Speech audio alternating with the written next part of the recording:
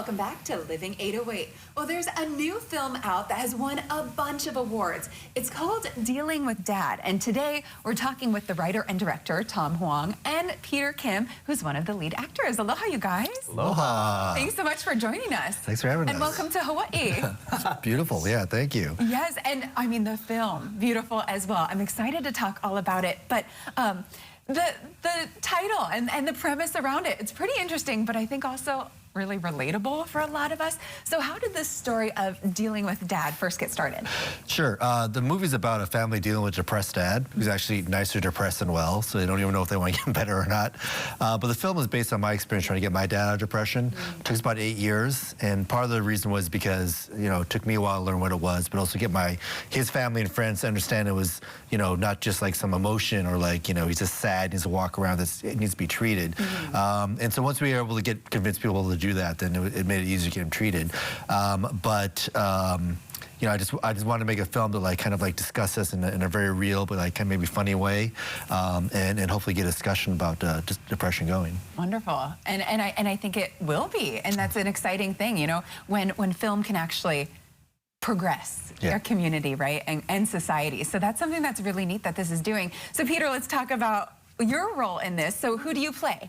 I play Roy. He is the oldest brother, oldest child of the Chang family.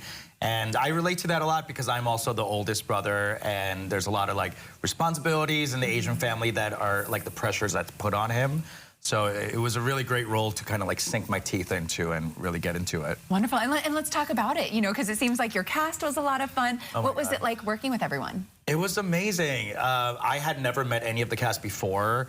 And the 3 siblings that got cast in this movie, we all became like super close, and we bonded together. We were out in the Inland Empire in California. It was like 105 degrees, and we were in this house for 3 weeks sweating.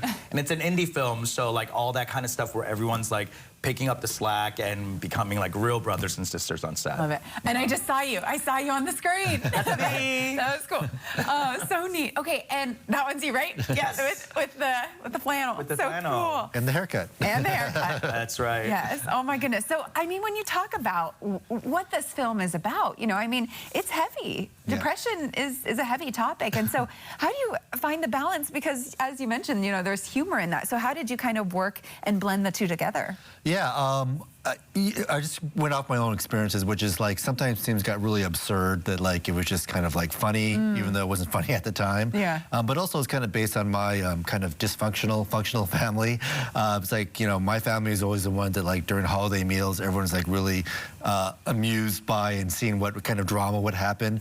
And so I think a lot of humor actually comes about with the siblings and like how they deal with each other and how they deal with their parents. It's based on a lot of conversations I have with my cousins or my brother when we go back home. It's usually, you know, very funny. We try to poke each other and like, you know, really drive each other crazy, but no, there's love there. Yeah. So that's really what a lot of this film is based on. And I think that's why it resonates so well with so many people. I mean, of course, in families, there are a lot of love, but as you're saying, functionally dysfunctional, I feel like, isn't that every family, right? I think so, yeah. And speaking of family, Peter, I hear you actually have some Hawaii ties. Yes, bunch of dysfunctional members here.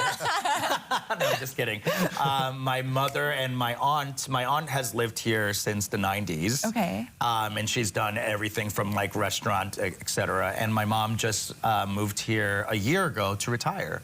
Awesome. So it's so fun to come here and visit her and also do this press for the weekend for the movie. And she gets to come out and watch it again for the 100th time. So it's really cool.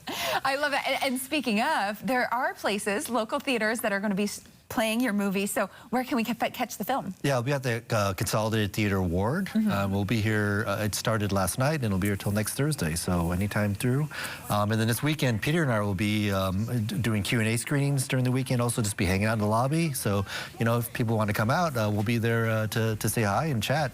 Awesome. And are there other spots in the islands that are going to be airing it? Because I think I saw Maui. Is that right? Yeah. Okay. It'll be at the Consolidated Theater in Maui next week, starting May 12th. Oh, perfect. For a week as well. Okay, great. So some neighbor islands going to be able to catch it as well. But let's talk a little bit about how successful it was, because you guys have won so many awards in all these different film festivals.